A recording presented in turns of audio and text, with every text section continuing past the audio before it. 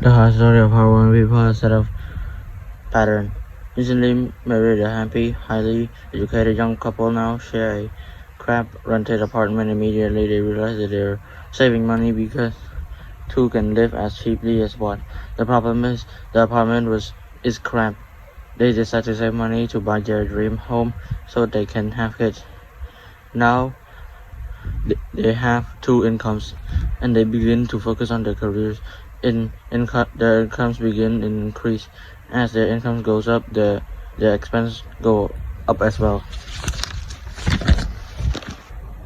The number one expense for most people in Texas, many people think is income taxes, but most Americans, their highest tax is Social Security. As an employee, it appears if the Social Security tax combined with the Medicare tax rate is roughly 7.5%, but it really 15% since the employer must match the Social Security amount. In essence, it is money the employer can't pay you. On top of that, you still have to pay income tax in the amount deducted from your wages. For Social Security tax income you never receive because it went directly to Social Security through withholding. Going back to the young couple, as a result of their incomes increasing, they decided to buy a house with their dreams. Once in their house with a mortgage, they have a new tax called property tax. Then they buy a new car, new furniture, and new applicants to match their new house. All of a sudden, they wake up and their liabilities column is full of mortgage and credit card debt. Their liabilities go up. They're not trapped in the rat race. Pretty soon a baby comes along and they work harder. The process repeats itself. Higher incomes cause higher taxes, also called bracket creep. A credit card comes in the mail, they use it and max it out. A loan company calls and says their greatest asset, their home, has appreciated in value because their credit is too good. The company offers a bill cancellation loan and tells them the intelligent thing to do is to clear off the high interest consumer debt by paying off their credit card. And besides mortgage interest is a tax deduction, they go for it and pay off those high interest credit cards.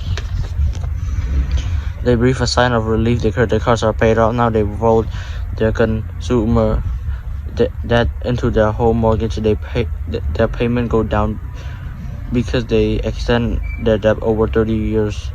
It is the smart thing to do. Their neighbor calls to invite them to go shopping. The Memorial Day sale is on. They promise themselves they'll just window shop, but they take a credit card. In case I run into this young couple all the time.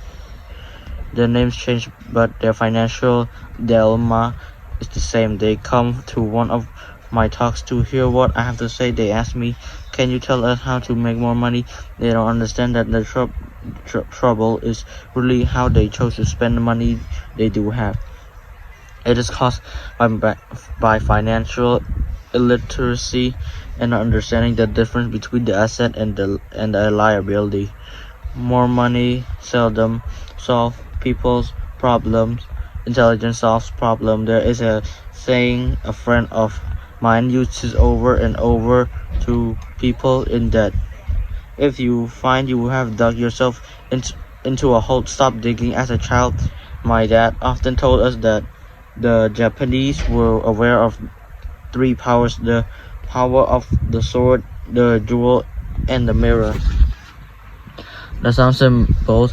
The power of weapons. America has spent trillions of dollars on weapons, and because of this is a powerful military presence in the world. The jewel symbols the power of money. There is some degree of truth to the saying. Remember the golden rule: he who has the gold makes the rules. The mirror symbols the power of self-knowledge. This self-knowledge, according to the Japanese legend, was the most treasured of the three. All too often, the poor and middle class allowed the power of money to control them by simply getting up and working harder, failing to ask themselves if they do make sense. They shoot themselves in the foot as they leave for work every morning. By not fully understanding money, the vast majority of people allow its awesome power to control them. If they use the power of the mirror, they would have asked themselves, does this make sense? All too often, instead of trusting their inner wisdom, the genius inside, most people follow the crowd. They do things because everybody else does them. They conform rather than question. Often they mindlessly repeat what they have been told. Diversify. Your home is an asset. Your home is the biggest investment. You got a tax break for going into greater debt. Get a safe job. Don't make mistakes. Don't take risks. It is said for the fear of the public speaking is a fear greater than death for most people, according to the physiatrist.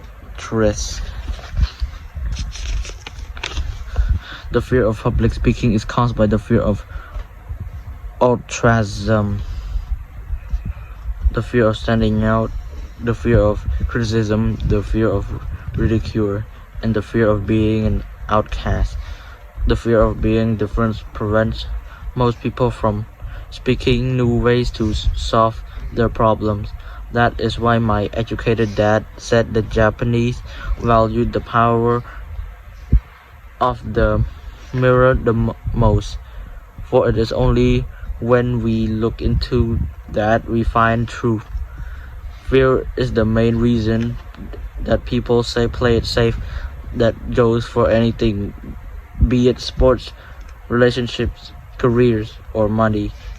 Is it that same fear, the fear of altruism, that causes people to conform to and not question commonly accept options or popular trends? Your home is an asset. Get a bill consolidation loan and get out of debt. Work harder. It's a promotion. Someday I'll find a vice president, save money, and I get a raise. I'll buy us a bigger house. Mutual funds are safe. Many financial problems are caused by trying to keep up with Jonas. Occasionally, we all need to look at the mirror and be sure to our inner wisdom rather than our feet. By the time Mike and I were 16 years old, we began to have problems in school. We were not bad kids. We just began to separate from the crowd. We worked for Mike's dad after school on weekend. Mike and I often spent hours after work just sitting at a table with his dad while he held meetings with his banker, attorneys, accountants, brokers, investors, managers, and employees. There is a man who had left school at 13 who is now directing, constructing, ordering, and asking questions of educated people, and they came back and call cringe when he didn't approve of them. As a man who had not gone along with the crowd, he was a man who did own thinking and detest the word. We have to do it this way because it's the way everyone else does it. He also hated the world can't. If you wanted him to do something, just say, I don't think you can do it. And Mike and I learned something more sitting in his meeting than we did in our years of school, college included. Mike's dad was not book smart, but he was financially educated and successful as a result. He told us over and over again, an intelligent person hires people who are more intelligent than he is. So Mike and I had the benefits of spending hours listening and learning from the intelligent people. But because of this, Mike and I couldn't go along with the standard dogma our teachers preach, and that causes problems. Whenever the teacher said, if you don't get the good grades, you won't do well in the real world, Mike and I just raised our eyebrow when we were told to follow set procedures and not deviate from the rules. We could see how school discouraged creativity. We start to understand why our rich dad told us that schools were designed to produce good employees instead of employers. Occasionally, Mike or I would ask our teachers how what we studied was applicable in the real world and why we never studied money and how it worked. To the latter question, we often got the answer that money was not important, that if we excelled in education, the money would follow. The more we knew about the power of money, the more distant we grew from the teachers and our classmates. My highly educated dad never pressured me about my grades, but we did begin to argue about money by the end of by the time I was 16. I probably had a far better foundation with my money than both my parents. I could keep books. I listened to tax accountants, corporate attorneys, bankers, real estate brokers, investors, and so forth. By contrast, my dad talked only to the other teachers. One day my dad told me that our home was his greatest investment. A not too pleasant argument took place when I showed him why I thought our house was not a good investment.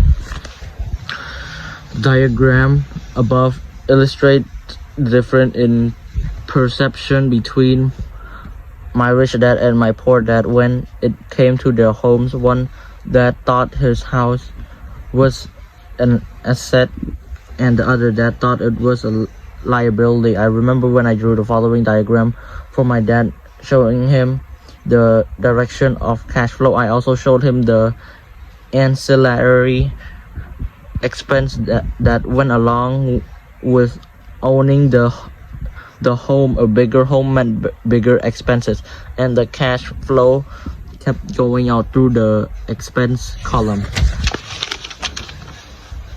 Today, people still challenge me on the idea of a house not being an asset. I know that for many people, it is the dream as well to as their largest investment, and owning your home is better than nothing. I simply offered an alternate way of looking at this popular dogma. If my wife and I went to buy a bigger, flashier house, we realized it wouldn't be an asset. It would be a liability, since it would take money out of our pocket. Vô đây mà bạn này.